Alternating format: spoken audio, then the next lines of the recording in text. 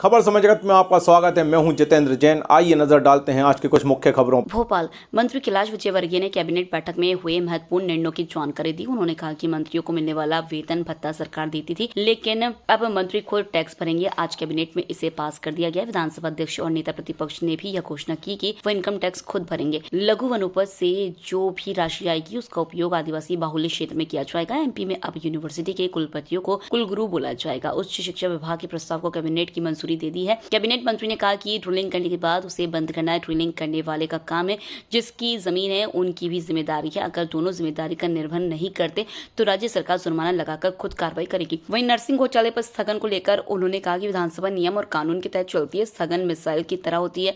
इस मामले में हाईकोर्ट में कार्रवाई चल रही है। मोहन यादव की सरकार हर चर्चा के लिए तैयार है, मगर नियम और कानून के साथ विपक्ष को स्थगन की मांग करनी चाहिए। गोवंश के परिवहन में अब वाहन को राजसात किए जाएंगे। अवैध उत्खनन की पर अब गोवंश तस्करों के वाहन राजसात होंगे। बोरवेल बंद करने को लेकर फैसला और गोवंश अवैध परिवहन राजसात करने का फैसला लेने वाला एमपी पहला राज्य बना। आगजनी का शिक्षा ओल्ड वल्लभ भवन के 107 करोड़ 27 लाख रुपए स्वीकृत किए गए हैं। पुराना वल्लभ भवन आधुनिक बनाया जाएगा। मध्य प्रदेश के लोकप्रिय मुख्यमंत्री डॉक्टर मोहन यादव जी की अध्यक्षता में विधानसभा भवन में ही कैबिनेट की बैठक संपन्न हुई। आप सभी को विदित है कि पिछली कैबिनेट की बैठक में माननीय मुख्यमंत्री जी ने प्रस्ताव रखा था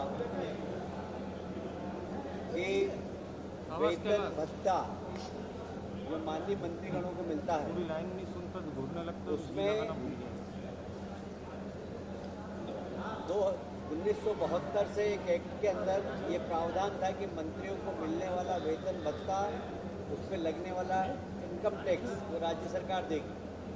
माननीय मुख्यमंत्री ने जब मंत्रिमंडल में प्रस्ताव रखा तो सभी माननीय मंत्रीगणों ने उसको सहज स्वीकार करते हुए आज उस पर कैबिनेट में प्रस्ताव आया और उस संशोधन विधेयक को पास कर दिया गया।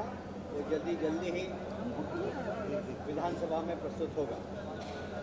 मुझे इस बात की प्रसन्नता है, जो निर्णय सरकार ने लिया उसी निर्णय के अनुसार विधानसभा के अध्यक्ष माननीय नरेंद्र सिंह तोमर जी ने भी और नेता प्रतिपक्ष उमंग शंगार जी ने भी यह घोषणा की कि हम भी अपना वेतन भत्ते पे लगने वाला इनकम टैक्स सरकार से नहीं, हम स्वयं भरेंगे। मैं अध्यक्ष जी का और नेता प्रतिपक्ष का इस कार्य के लिए धन्यवाद देता हूँ सरकार की तरफ से। आप सभी जानते हैं कि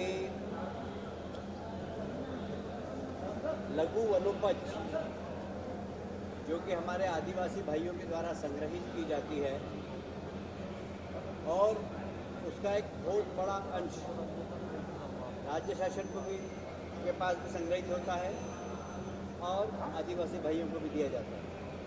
और जो राज्य शासन के आने वाले अंश में अभी निर्णय लिया गया, इस अंश के माध्यम से जो भी राशि आएगी इससे हमारे आदिवासी भाइयों के क्षेत्र में ही विकास होगा।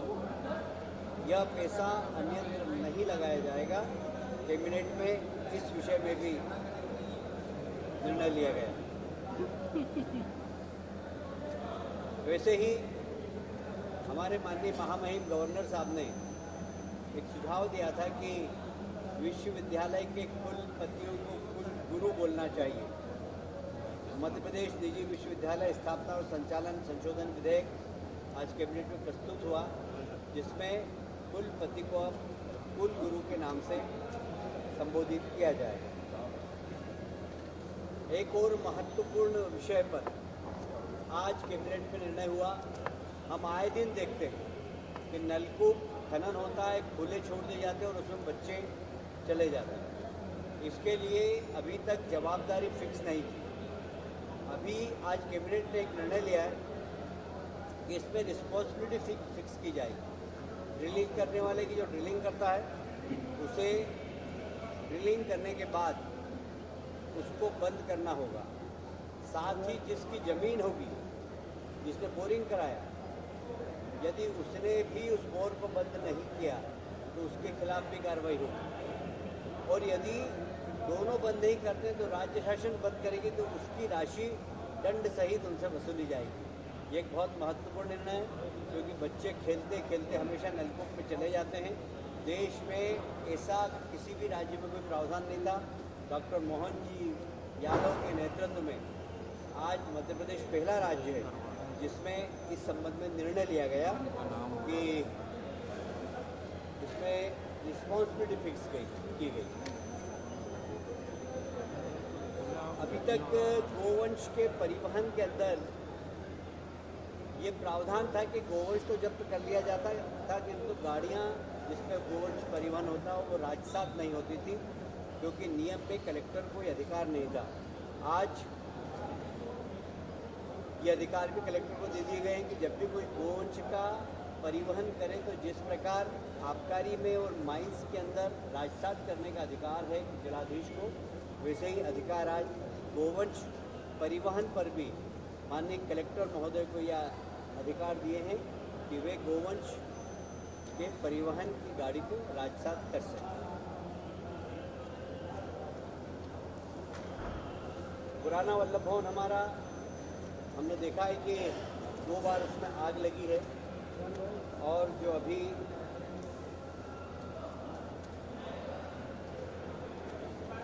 नेशनल बिल्डिंग कोड के अनुसार, क्योंकि पुरानी बिल्डिंग बनी हुई है वो, इसलिए नेशनल बिल्डिंग कोड के अनुसार उसमें कुछ नाम होते हैं सुरक्षा के। जैसे अभी सबसे बड़ा जो वहाँ पर खतरा है वो आगजनी का ही है। 2 बार आग लग चुकी है, हमने सबने देखा है, पर उस आग को बुझाने का प्रावधान नहीं था, इसलिए भविष्य में इसकी पुनरावृत्ति नहीं हो। तो नेशनल बिल्डिंग कोड के जो आधुनिक नॉर्म्स है उसके अनुसार इस बिल्डिंग में सुधार किया जाएगा। इसके लिए 107 करोड़ रुपए कैबिनेट ने स्वीकृत किए हैं। बस यही आज महत्वपूर्ण निर्णय कैबिनेट के थे। कांग्रेस पार्टी के विधायक कह रहे हैं कि पूरा दंड संहिता ठीक था, वो न्याय संहिता का विरोध कर रहे हैं। मुझे लगता है कि इस पे माननीय मुख्यमंत्री जी कल सदन में वक्तव्य देंगे।